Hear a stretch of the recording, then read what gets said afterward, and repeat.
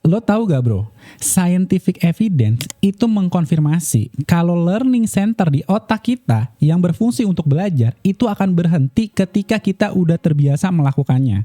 Maksudnya gini bro, kalau hal yang baru yang lo lakuin dan lo udah terbiasa melakukannya, maka kemampuan otak lo bekerja itu gak setajam pada saat pertama kali lo melakukannya. Mungkin gue bisa katakan kalau aktivitas yang udah lo lakuin setiap harinya itu pasti membuat diri lo nyaman, dan zona nyaman itu gak akan membuat otak lo maupun diri lo berkembang. Dan pada video kali ini bro, gue akan bahas yang pertama, definisi zona nyaman biar kita satu frekuensi dulu.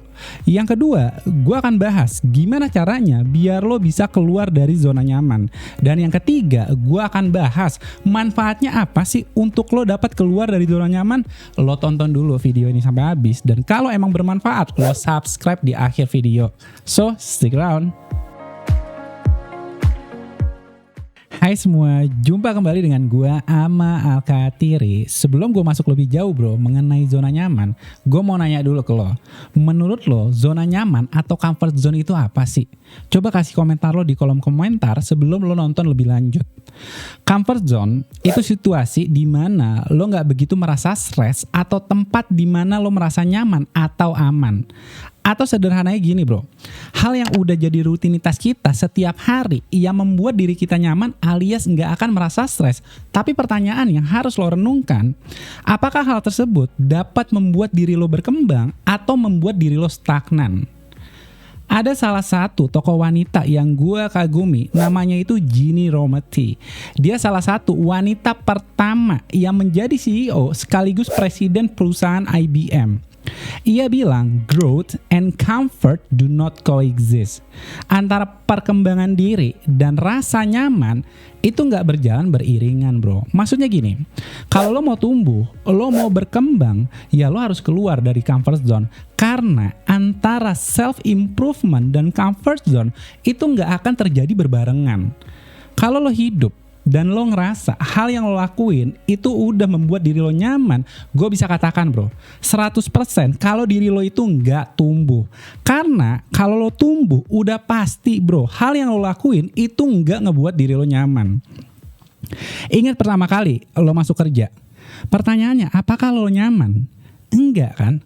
Tapi seiring berjalannya waktu, lo terbiasa dan mulai merasa nyaman.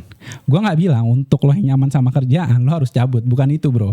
Tapi yang gue maksud, di dalam kerjaan itu pasti ada hal yang ngebuat diri lo gak nyaman.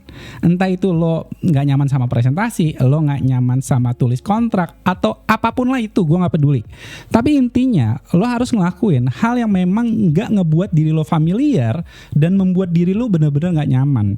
Oleh karena itu bro, gue mau sharing 3 tips yang akan membantu lo keluar dari comfort zone. Yang pertama adalah ambil langkah kecil. Kadang bro, hal yang membuat kita untuk mengambil langkah karena kita selalu mengambil dengan langkah yang besar terlebih dahulu. Kalau hal ini yang lo lakuin, percaya, sampai kapanpun lo gak akan mencoba karena lo bakal takut. Lo gak akan investasi tuh kalau lo mulai investasi 100 juta terlebih dahulu. Lo gak akan bro ikut Jakarta Marathon kalau lo gak rutin jogging keliling komplek. Lo gak akan dapet cewek bro kalau lo gak ngasih effort untuk chat duluan. Kalau kata James Clear bro, hal yang besar itu dimulai dari hal yang kecil. Filsuf Cina juga mengatakan, yaitu Lao Tzu, the journey of 1,000 miles begins with one step. Journey yang panjang itu dimulai dari langkah kecil terlebih dahulu. Maksud dua orang ini bro, kalau lo pengen ada progres di hidup lo, ya lo mulai aja dulu dan mulailah dengan langkah terkecil. Pertanyaannya bro, kenapa sih hal yang gue bahas ini penting? Karena langkah kecil yang lo mulai itu gak akan membuat lo jadi pengecut. Mau invest, mulai aja dulu 100 ribu. Mau dapat cewek, ya udah mulai aja dulu main Tinder. Mau dapat kerjaan, ya lo mulai dulu perbaiki CV lo. Langkah kecil yang lo lakuin secara konsisten itu memungkinkan lo untuk mendapat hasil yang lebih besar ke depannya. Yang kedua adalah membuat rencana. Ada salah satu kutipan menarik dari Benjamin Franklin, yang mana ia bilang, by failing to prepare, you are preparing to fail. Kalau lo nggak mempersiapkan apa yang ingin lo capai, ya lo bakal gagal bro. Lo gagal karena lo nggak berani mencoba. Contohnya gini bro, kalau gue ngomong nih di YouTube ini, terus gue langsung ngomong tanpa rencana dan persiapan, mungkin nggak gue bisa sharing ke lo? Kemungkinan enggak kan? Apa yang gue mau sharing, kalau rencana pun gue nggak punya.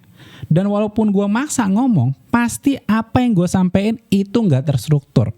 Tapi ketika gue punya kerangkanya bro, sebelum gue ngomong, pasti gue akan lebih pede sama apa yang gue sampaikan. Dan hal ini berlaku untuk semuanya bro. Lo mau lulus ujian, ya udah lo pelajari kisi-kisi yang bakal keluar. Lo mau ikut lomba lari, ya udah lo jogging dulu aja seminggu 3 kali. Membuat rencana itu gak sepenuhnya membuat rasa takut lo hilang. Tapi paling gak gini bro, rasa takut yang lo rasain itu gak akan sebesar kalau lo gak punya rencana sama sekali. Pada akhirnya bro, orang yang punya rencana, even rencana tersebut buruk, itu akan jauh lebih baik dibanding sama orang yang gak punya rencana sama sekali. Yang ketiga nih bro, cari lingkungan pertemanan yang positif. Coba gue minta lo bayangin bro, kalau lo mulai hal baru pertama kali, pasti di kepala lo tuh ada suara-suara negatif yang membuat diri lo gak yakin.